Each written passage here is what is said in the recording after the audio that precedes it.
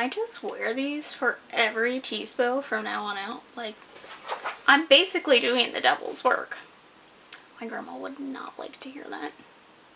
But she's not here right now, so.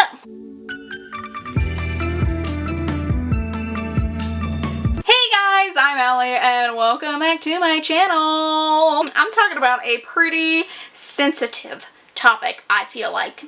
It's probably not that sensitive, I'm just making that up, but it's been a really tough decision, at least for me. Today I am going to be doing my tea spill on why I am breaking up with Goodreads. It's been a long time.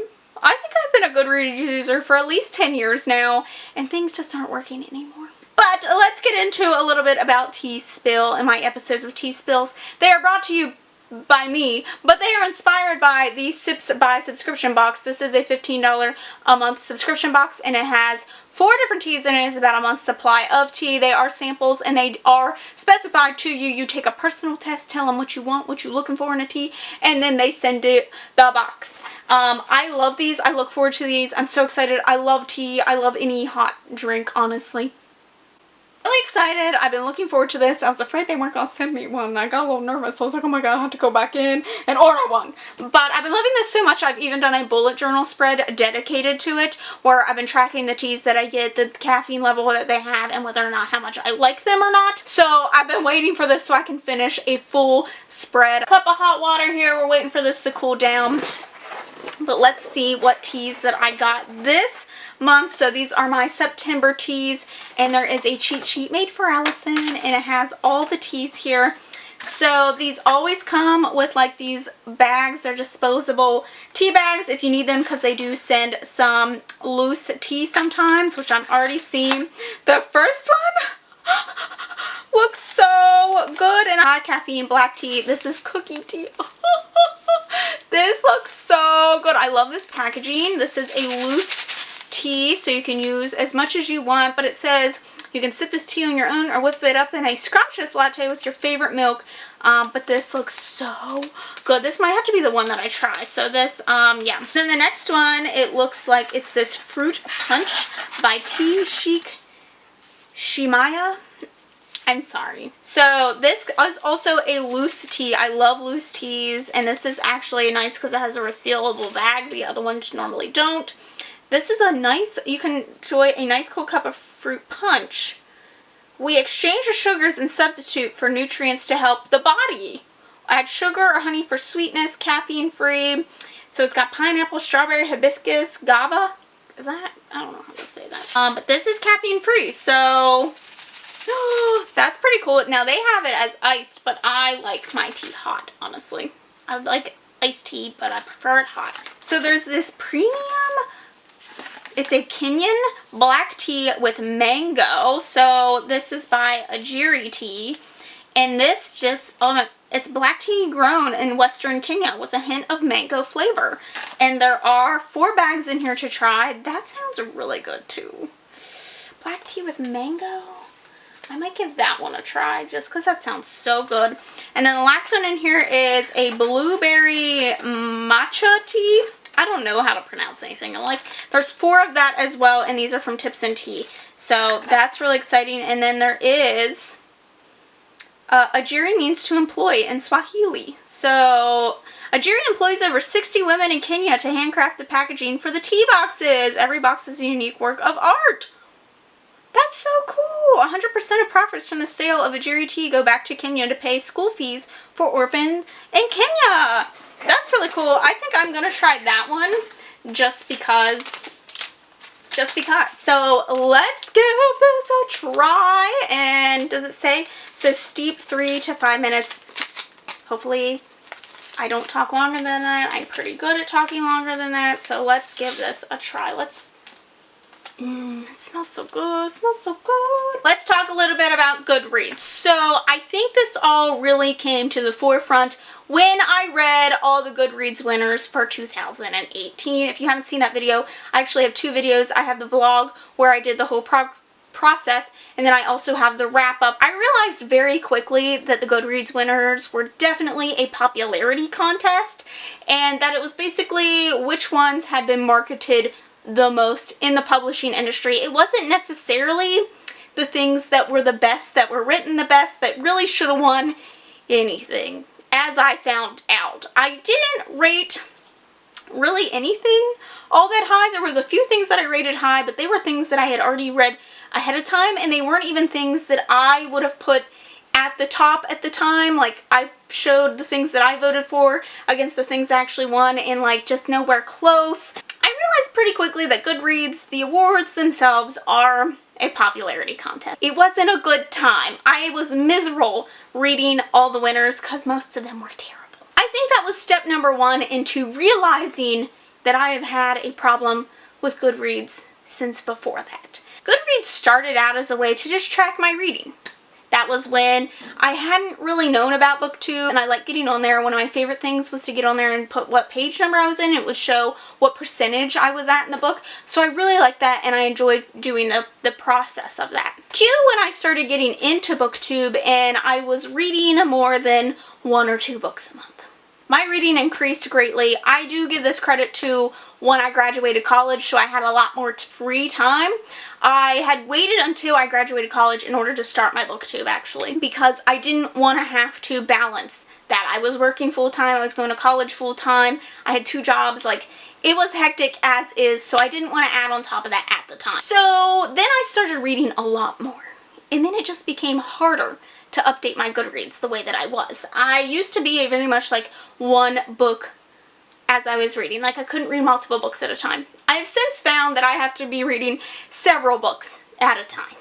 Like, that's just how my brain suddenly works now. Like, it's just things have changed. So it became harder and harder to update it. Then on top of that, as an influencer, I was expected to put reviews on Goodreads. As I was putting reviews on Goodreads, one, it was just more work than I really wanted to put into it, because I do reviews here technically in my wrap-ups. Those are my reviews. So it became more of a hassle than anything. Then I found that I wasn't even using Goodreads for most of its purposes. There's so many things on the Goodreads website, which is the only way to use it. If you have the app, it sucks. It's not even worth downloading most of the time. There's quizzes, there's polls, there's book groups and stuff, and I just was not using any of those resources whatsoever. Like, I didn't care about them.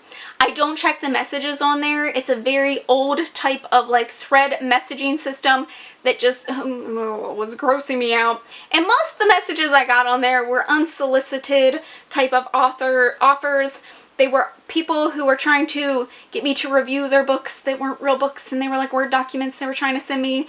And it was just, it became tiresome. I didn't want to do it. The friend request system is lunky and laggy, and I don't like it. I don't use it for anything. You people add me, and I don't want to see my feed all bunched up. I don't even check my feed, to be honest. There's like, I didn't even realize that there was a way to like update your status till like a few months ago, and I was like, huh. But they all go to waste because they don't know about it. It's such a like all over the place website. It's not easy to navigate. It's not user friendly. Posting reviews on there, I realized I was pretty unhappy with that system, so I wasn't logging on as much. On top of that, I don't even check Goodreads for reviews.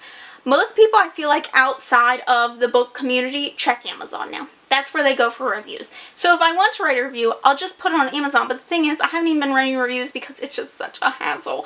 Also, there's no half-star ratings, which is bullshit. I've contacted them multiple times. They messaged me back and gave me some shit reason about how Netflix doesn't do half-star ratings, so they shouldn't have to, even though those are totally 2 different types of media that you consume. And like, honestly, Netflix even got rid of it because who even fucking rates things on Netflix?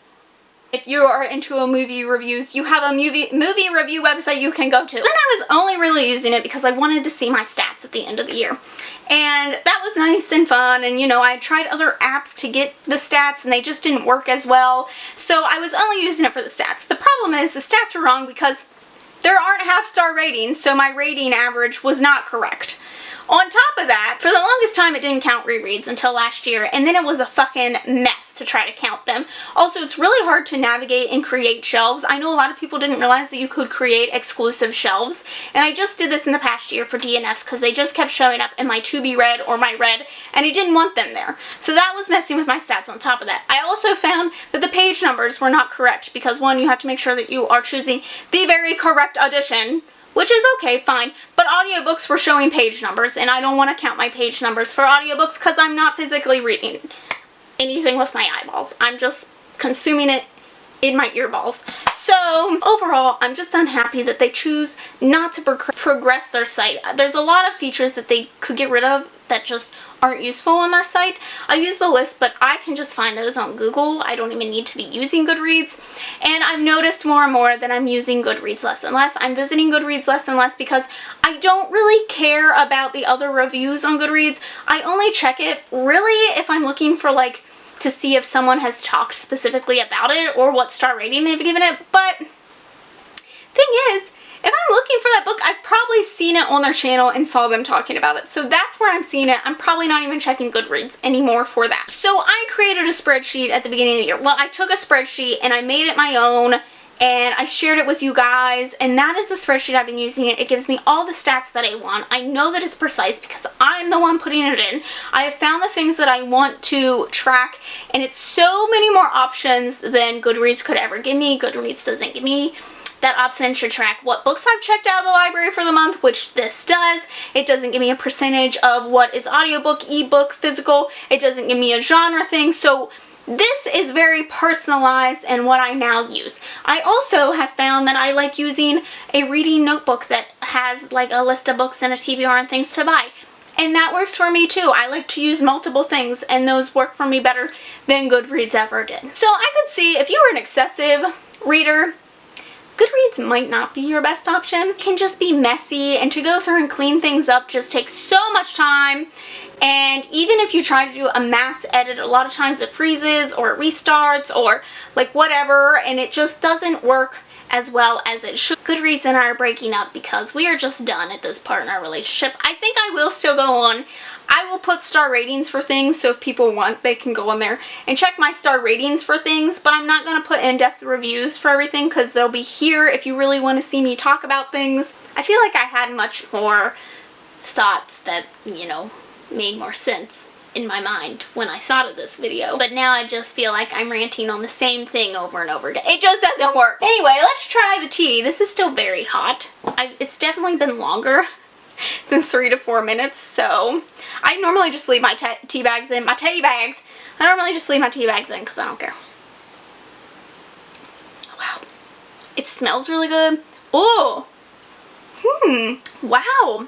Okay, so it's got that, like, you know, black tea taste, but there's this very underlining sweetness that just kind of hits the taste buds just right. So it's got like this perfect mixture of like that bitter and that sweetness. The best black tea I've ever had. Like, I'm a pretty big, like, I like just plain black tea most of the time. This is so good. Like, that underlying sweetness is so good. Like, I don't need to add anything to this. I think if I had to rate that, I would probably give that a 4 out of 5 tea bags. It's not anything like amazing or new, but it's pretty damn tasty. Plus, it has like a good, they're doing good things with it. So, does anyone still use Goodreads, like, actively? Like, does anyone look forward to using Goodreads? I hope you guys have liked this video. Don't forget to subscribe to see future tea spill episodes from me. Thanks for watching.